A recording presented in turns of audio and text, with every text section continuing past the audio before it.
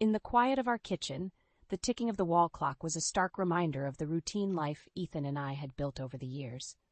I, Meredith Blake, at 34, had juggled my roles as a marketing executive and a mother with what I believed was finesse. Ethan, Zoe, and I were the picture of suburban bliss, or so I thought. "Ethan, can we talk about your spending again?"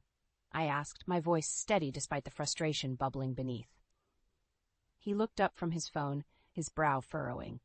"Meredith, you're not going to start this again, are you? It's just a few bucks here and there." "It's every month, Ethan, and it's not just a few bucks." "I'm worried," I pressed on, trying to keep the peace. Ethan sighed, setting his phone down with a theatrical flourish. "Look, I get it. You're the one with the big job, the big paycheck, but can't a guy enjoy life a bit? It's not like we're struggling." I bit back a sharper retort, choosing my words carefully. "I'm not saying you shouldn't, but maybe focus on that promotion you mentioned. We could really plan for the future then." He chuckled, a sound that once charmed me but now felt hollow. "Always so serious, Meredith. Fine, I'll focus on the promotion. Happy?" I wasn't, but I let it slide. Again, our life continued in its usual rhythm until that fateful sunny morning. Ethan and Zoe, my heart and soul, were off for a day out, leaving me to my weekend workload. Waving them goodbye, I felt a twinge of guilt for not joining them, but pushed it aside. Work was my excuse, my shield. Then came the call that shattered everything. "Mrs. Blake?" An unfamiliar voice, somber and heavy, broke through the silence of my home office. "Yes, speaking. Is everything okay?" My heart raced, a premonition of dread settling in. "I'm afraid there's been an accident involving your husband and your daughter," the voice continued, and the world around me blurred. "What? How? Are they okay? Please tell me they're okay." Panic clawed at my throat, each breath a struggle. "Your husband sustained minor injuries. He's stable. But your daughter, she's in emergency surgery. It's serious." Emergency surgery. The words echoed in my mind, a relentless torment. I couldn't breathe, think, or move. Zoe, my vibrant, sweet Zoe, in surgery because of what? An accident? How? I stumbled through the motions, informing my boss, driving to the hospital, a numb automaton driven by a single thought: Zoe.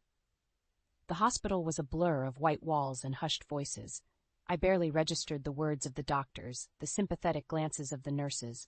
All I could focus on was the door to the operating room, where my daughter fought for her life.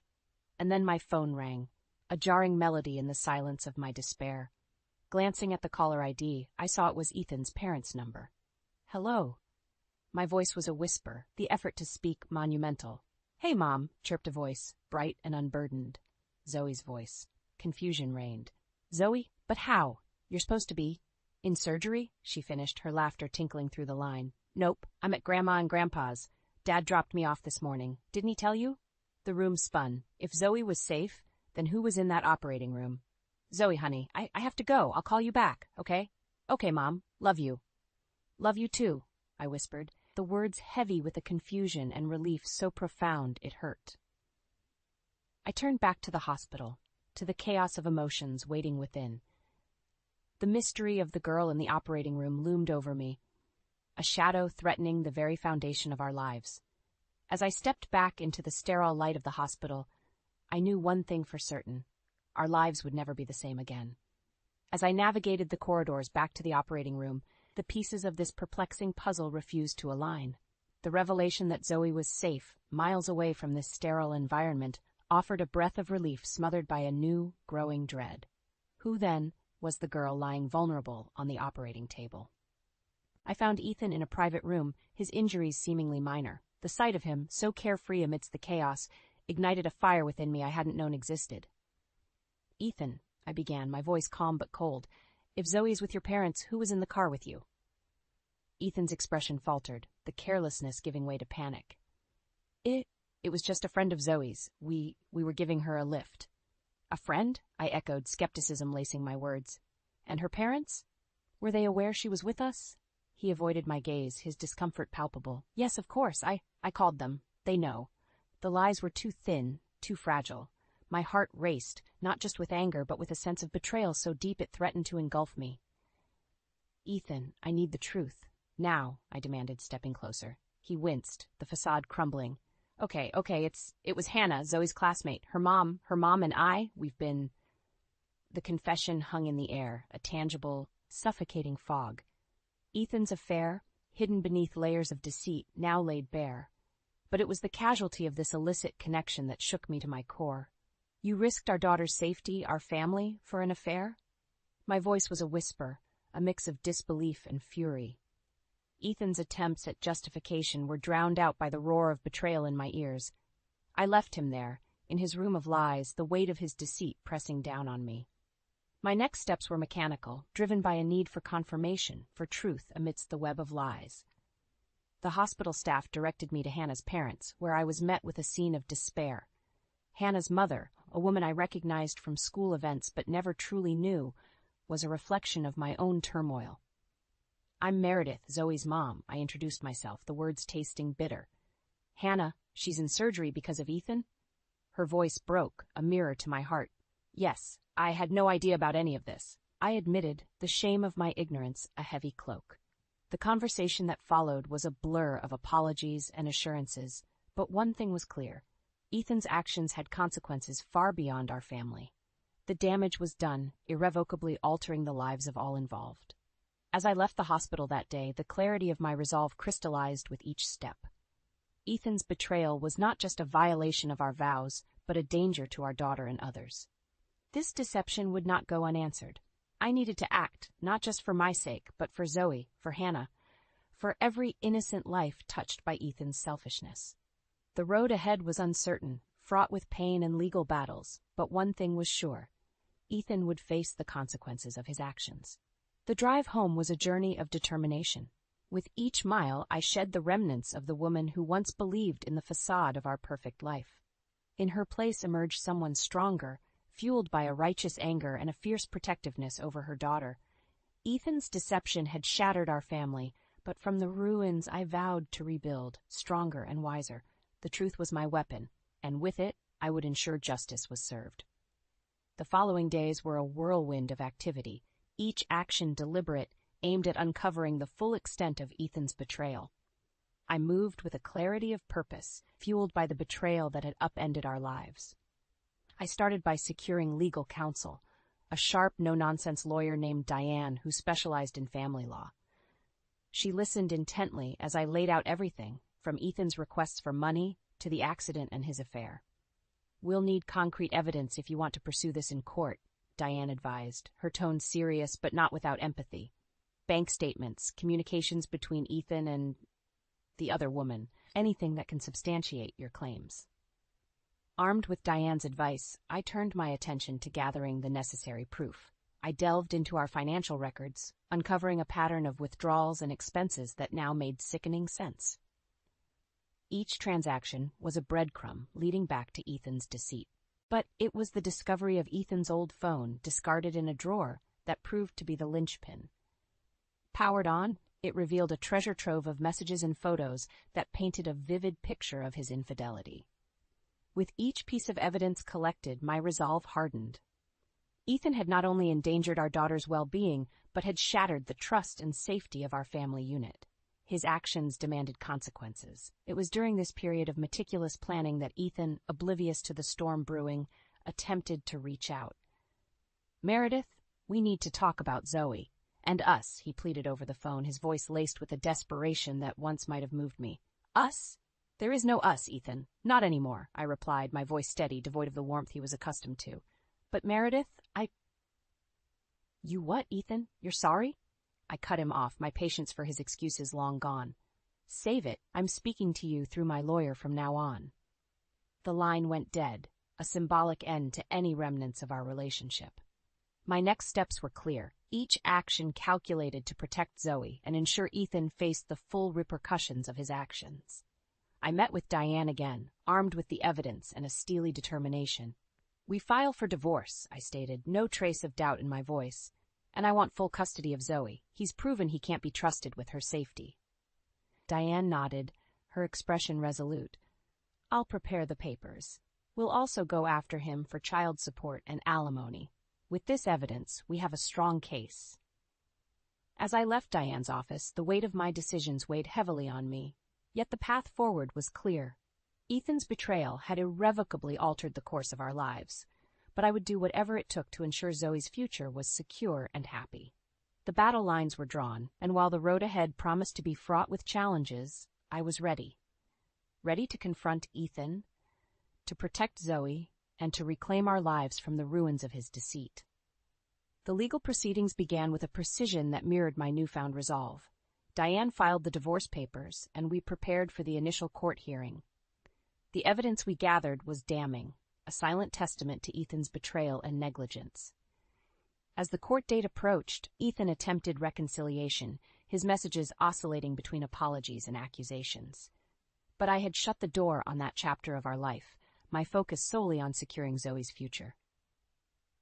On the day of the hearing, the courthouse loomed large, a symbol of the justice I sought. Ethan was already there, looking diminished, a far cry from the confident man I once knew. "Meredith, please, can we not do this here?" he pleaded, his voice barely above a whisper as we waited outside the courtroom. "Do what, Ethan?" "Face the consequences of your actions," I replied, my gaze steady on him. "This is exactly where we need to be." He shook his head, the facade of contrition slipping as he hissed, "You're blowing this out of proportion. It was just a mistake." "A mistake?" The words were sharp, laced with disbelief. "You endangered our daughter, Ethan. You destroyed our family for an affair.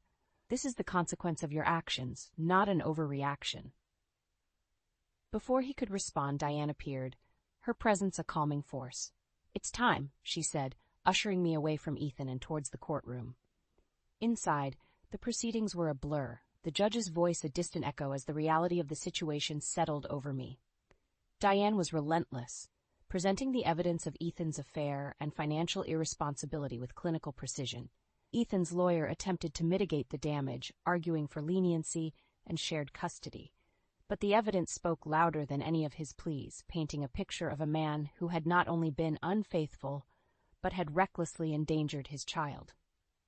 When the judge finally spoke, his words were a balm to the wounds Ethan had inflicted. "Given the evidence presented, I am granting Miss Blake full custody of Zoe. Mr. Blake will have supervised visitation rights until further notice. As for financial support, given the circumstances and Mr. Blake's actions, he will provide child support and alimony." The gavel's finality marked the end of one chapter and the beginning of a new, uncertain path. Ethan's face, pale and defeated, was the last I saw before turning away, Diane's reassuring presence guiding me out of the courtroom. Outside, the air felt different, lighter, as if the weight of the past months had been lifted, if only slightly. The battle was far from over, but for the first time in what felt like an eternity, there was a glimmer of hope. Ethan's voice broke through the haze of my thoughts. "Meredith, wait, please." I stopped, turning to face him, the man I no longer recognized. "There's nothing left to say, Ethan. You have your consequences to face, and I have our daughter to protect."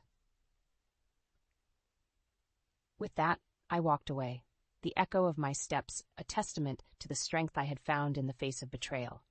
Ethan's attempts at reconciliation were left unanswered, a chapter firmly closed as I focused on building a future for Zoe and me, free from the shadows of his deceit. In the weeks following the court's decision, the reality of our new lives began to take shape. Ethan's fall from grace was rapid, his actions laid bare for all to see. The community, once a shared space of friendships and gatherings, became a battleground of whispers and judgment aimed at Ethan. I focused on Zoe, ensuring she felt as little of the fallout as possible. But children are perceptive, and she sensed the change, her bright demeanor shadowed by the events unfolding around her. It was during one of our afternoon walks, a time we had designated for open conversations, that Zoe's resilience shone through, her words cutting to the heart of the matter. "Mom, why is Dad not around anymore?" she asked, her innocent eyes searching mine for answers. I knelt down, taking her hands in mine, the weight of the conversation pressing down. "Honey, your dad made some choices that weren't good for us. Right now, it's important we focus on being safe and happy together." Zoe nodded, a maturity beyond her years settling over her features. "Is Dad sad?" "Yes, sweetie, he is. But it's important he understands his actions have consequences," I explained, hoping to instill in her a sense of right and wrong, shaped not by bitterness but by understanding. Zoe hugged me, her small arms a testament to the strength we had found together. "I love you, Mom. We're okay, just us two." I love you too, Zoe. Yes, we are, I affirmed, my heart swelling with love and determination for my daughter's future. As we continued our walk, I thought about Ethan's attempts to contact us. Each call, each message, was a plea for understanding, a plea I could not afford to heed. His actions had set this course, and the consequences were his to bear. It wasn't long before the financial repercussions of Ethan's choices became apparent. His job, once a source of pride, became untenable amidst the scandal. Child support and alimony payments began to strain his resources, a constant reminder of the responsibilities he had tried to escape. One day as I opened the mail, I found a letter from Ethan, different from the others. It was an apology, not just to me, but to Zoe, an acknowledgement of the pain he had caused. I read it, the words blurring as emotions conflicted within me. It was the first step, perhaps, towards genuine remorse. But the path to forgiveness, if it was to be found, would be long and fraught with the memories of his betrayal. The doorbell rang, pulling me from my thoughts. It was Diane, documents in hand, a look of resolve on her face. Meredith, we've got a bit more to sort through. Ethan's falling behind on the payments. It's time to enforce the court's decision, she stated, her voice firm. I nodded, the reality of our situation settling in. Let's do what we need to, Diane. For Zoe. As Diane outlined the next steps, I realized this was but another chapter in the long road ahead. Ethan's downfall, brought on by his own actions, was a cautionary tale, one I hoped Zoe would learn from, but never have to experience firsthand. Our journey was far from over, but with each step I felt the resilience and love between Zoe and me growing stronger, a beacon guiding us through the aftermath of Ethan's choices. In the aftermath of our legal victories, life began to settle into a new rhythm, one where the absence of Ethan's presence became the norm rather than the exception. Zoe adapted with a resilience that amazed me, her laughter returning to fill the spaces of our home that had once been shadowed by conflict. It was during one of our weekend retreats, a small cabin by the lake where we'd found solace in the simplicity of nature, that Zoe broached the subject of her father once more. "Mom, do you think Dad is okay?" she asked one evening, the sunset casting golden hues across the water. I paused, considering her question. "I think your dad has a lot of things to figure out, Zoe, but we've got each other, and that's what matters." Zoe nodded, a wisdom in her acceptance. "I just wish he understood how much he hurt us," she said softly. Her words echoed my own sentiments, a reflection of the journey we'd embarked upon. "Me too, sweetheart, but we're moving forward, and that's what counts." Our conversation was interrupted by the sound of my phone ringing, a call from Diane that I had been anticipating. I stepped away, answering with a quiet hello. "Meredith, it's Diane. I have news. Ethan's been held accountable for the missed payments. The court's enforced a lien on his assets. It's a significant step towards ensuring Zoe's future is secure," she informed me, her voice steady and reassuring. A wave of relief washed over me, tempered by the knowledge of what this meant for Ethan. "Thank you, Diane. This is good news. For Zoe," I replied, my thoughts on my daughter, who watched me from a distance. Returning to Zoe, I shared the news in terms we had come to understand, a language of moving forward and healing. "Zoe, we're going to be okay. We've got a bit more security now, thanks to the court's decision." Zoe smiled, her understanding clear. "I know, Mom. I'm glad, but I'm okay as long as I have you." The weekend passed in a blend of conversations and quiet moments, each reinforcing the bond between us, a testament to the strength we'd found in the face of adversity. Back home, the reality of our situation continued to unfold, but with each passing day, the shadows of Ethan's choices grew fainter, replaced by the light of our resilience and determination to build a life defined not by what we had lost, but by what we had gained. Zoe's progress at school, my advancements at work, and the support of friends and family painted a picture of a future bright with possibility. Ethan, for all the turmoil he had caused, became a footnote in our story, a reminder of the challenges we had overcome. As I tucked Zoe into bed one night, her words filled me with a sense of hope and purpose. "Mom, we're like a team, right? Against the world?" I smiled, kissing her forehead. "Yes, Zoe, against the world and winning."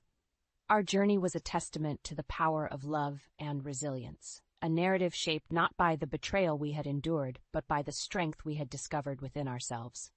Ethan's downfall was his own making, a path chosen through deceit and disregard. But for Zoe and me, the path we walked was one of healing, of justice, and ultimately of triumph. The end of our story was not an end at all, but a beginning, a new chapter filled with the promise of joy, growth, and the unbreakable bond between a mother and her daughter.